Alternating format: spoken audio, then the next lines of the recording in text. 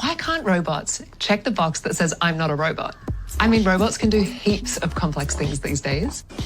So what is stopping them from ticking a simple checkbox? Well, the box is a newer version of a system that used to be called CAPTCHA. CAPTCHA, completely automated public Turing test to tell computers and humans apart. You might remember they used to look like this. But as robots got smarter, CAPTCHAs got harder, and they became completely inaccessible to the vision impaired. And the rest of us. Is that even a letter? By 2014, Google had designed AI software that could pass 99.8% of CAPTCHA tests, while humans were only passing 33% of them. Maybe it's a magic eye. I think I see a dolphin. Meanwhile, spammers without supercomputers could still get around CAPTCHAs by paying workers in digital sweatshops to solve them at a rate of 30 US cents per 1,000 CAPTCHAs solved. Now, these services are still online today. What's their address? So that's why Google invented the box. They called it reCAPTCHA. So now I just click the box that says I'm human and that's it? In this case, yep. Well, why can't a robot do that? Well, they can.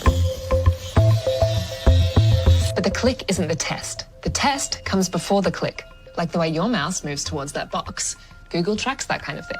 A cursor controlled by a bot moves in a suspiciously straight line at a consistent speed, whereas your mouse movements are, well, they're only human? Exactly. If the site's still unsure, you'll have to click on the squares with fire hydrants or crosswalks or traffic lights. Google hasn't told us how reCAPTCHA works exactly, but experts think this traffic light section might also be a mouse movement test, which is why you passed, even though you missed 2 millimeters of traffic light rim in the second square. Well, I'm only human. So true. So what's stopping spammers from paying sweatshops to beat these new CAPTCHAs? Nothing. Their workers get paid a whole $1 US to complete 1,000 CAPTCHAs. But there is just one tiny other little thing. Yeah?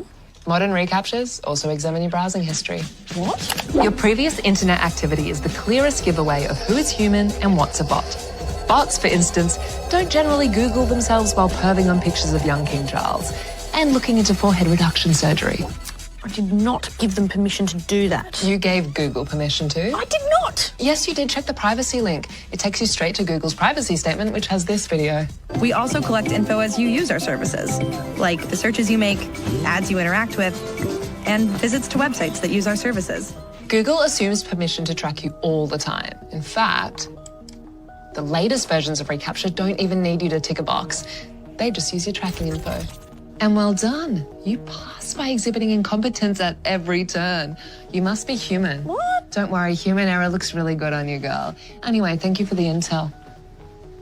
Later, humans.